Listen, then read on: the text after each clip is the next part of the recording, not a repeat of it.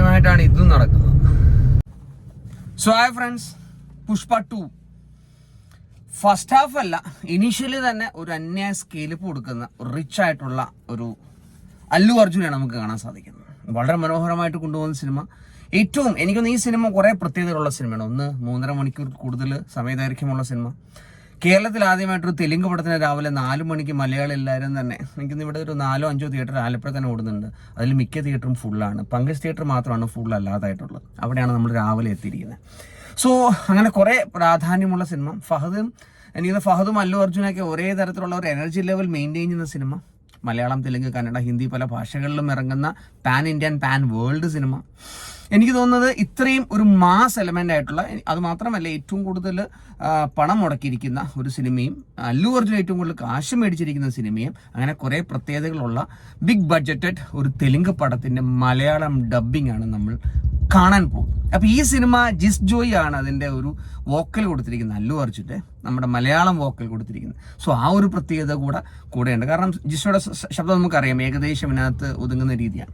So ഈ ഒരു movie ഒരു ഓവറോൾ ഒരു എന്താ പറയുക, ഒരു മാസ് എലമെന്റ് ആയിരിക്കും. എനിക്ക് തോന്നുന്നത് അത് കുറെ എക്സ്പെക്ടേഷൻസ് ഉണ്ട്. കാരണം ഫസ്റ്റിൽ, അതായത് പുഷ്പ 1 ഒരു നാഷണൽ അവാർഡ് കിട്ടുകയും ഇത്രയും വലിയൊരു വിജയമാക്കി തീർത്തു. എനിക്കൊന്ന് കേരളത്തെക്കാട്ടും കൂടുതൽ വിജയം ഒരു പക്ഷേ ഹിന്ദിയിലായിരിക്കും. കാരണം അത്രയ്ക്കും ഒരു ഫയർ എന്നുള്ളൊരു കൺസെപ്റ്റ് ഏറ്റവും കൂടുതൽ കൊടുത്തതാണ്. സോ ഇതൊരു നാഷണൽ ലെവലിൽ നിന്ന് ഇന്റർനാഷണൽ ലെവലിലേക്ക് പോകാൻ സാധ്യതയുള്ള മൂവി ആയിട്ടാണ് പേഴ്സണലി ഫീൽ ചെയ്യുന്നത്. സോ ഒരു രാവിലെ 4 മണിക്ക് സിനിമ കാണുന്നത് സാറിന് മമ്മൂക്കയുടെയും അല്ലെങ്കിൽ ലാലേട്ടന്റെയും ഇവൻ വിജയുടെ സിനിമ വരെ, സൂര്യയുടെ സിനിമ, നമ്മൾ കഴിഞ്ഞ മാസം ഇറങ്ങിയ കങ്കുവ സിനിമ കണ്ട് നമുക്ക് ബോധം പോയതാണ്. അപ്പൊ അന്നും നമ്മൾ പഠിച്ചില്ല രാവിലെ 4 മണിക്ക് സിനിമ കണ്ടു കഴിഞ്ഞാൽ എന്തൊക്കെ സംഭവിക്കുന്നുള്ളത്. സോ വീണ്ടും അതേ ഇഷ്യൂ, അതേ പ്രശ്നം വരാൻ ചാൻസ് ഉണ്ടോ ഇല്ലയോ എന്നുള്ളതാണ്. സോ വലിയ പ്രത്യേകതകൾ, കുറെ സ്കെയിലപ്പ് ഉള്ള, കുറെ എന്താ പറയാ മാസ് എലമെന്റ് ഉള്ള, കുറെ ബിൽഡപ്പ് ഉള്ള ഒരു സിനിമയെ തന്നെയാണ് ഇത് വന്നിരിക്കുന്നത്. ആൻഡ് ഇതിനകത്ത് ഫഹദിന്റെ പെർഫോമൻസ് ഉറപ്പായിട്ടും ഔട്ട് പെർഫോം ചെയ്ത് നിൽക്കും എന്നുള്ള കാര്യത്തിൽ നമുക്ക് സംശയമില്ലാത്ത കാര്യമാണ്. എന്തായാലും കാത്തിരിക്കാം. സുകുമാർ അണ്ണൻ, അതിന്റെ ഡയറക്ടറായിട്ടുള്ള സുകുമാർ അണ്ണൻ എന്താണ് ചെയ്തിരിക്കുന്നത്, നമ്മുടെ രശ്മിക മന്ദാന, രശ്മികയുടെ ആ ഒരു ക്രിഞ്ച് എഫക്റ്റിനകത്ത് ഉണ്ടാകുമോ ഇല്ലയോ. ആൻഡ് ഒബ്വിയസ്ലി നമ്മുടെ വില്ലൻ അല്ലെങ്കിൽ ഗ്രേ ഷെയ്ഡിലുള്ള നമ്മുടെ ഫഹദിനെ വേറെ രീതിയിൽ കൊണ്ടുപോകും. പക്ഷെ നമുക്ക് എല്ലാവർക്കും കാണേണ്ട ഒരു പുതിയ ഒരു നമുക്ക് പുഷ്പയുടെ, ഐ മീൻ നമ്മുടെ അല്ലു അർജുനെയാണ് വേണ്ടത്. അതായത് നമ്മൾ കഴിഞ്ഞ ഫസ്റ്റിൽ കണ്ട ആ ഒരു പുഷ്പരാജ് അല്ലേ, പുഷ്പരാജ് എന്നല്ല അദ്ദേഹത്തിന്റെ പേര്, പുഷ്പരാജ് എന്ന് മാറി ഒരു വ്യത്യസ്തനായിട്ടുള്ള അല്ലു അർജുനെ കാണാൻ സാധിക്കണം. ആൻഡ് ഇതിനകത്ത് ഏറ്റവും പ്രത്യേകതയുള്ളത് അതിനകത്ത് ക്ലൈമാക്സ് രംഗം, അതായത് അവസാനമുള്ള ക്ലൈമാക്സ് ഉള്ള ഒരു 15 മിനിറ്റ് സ്റ്റണ്ട് അന്യമായിട്ട് ചെയ്തു വെച്ചിരിക്കുന്നതാണ് ജിസ്റ്റോ ഉൾപ്പെടെയുള്ള ആളുകൾ, സിനിമ കണ്ടവർ പറഞ്ഞത്. എന്തായാലും നമുക്ക് കാത്തിരിക്കുന്നുണ്ട്.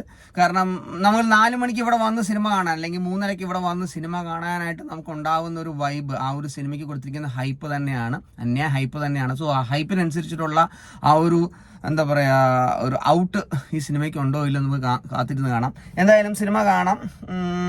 സ്റ്റണ്ട് ഉറപ്പായിട്ടും ഗംഭീരമായിരിക്കും, നോ ഡൗട്ട്, ഒരു സംശയമില്ല.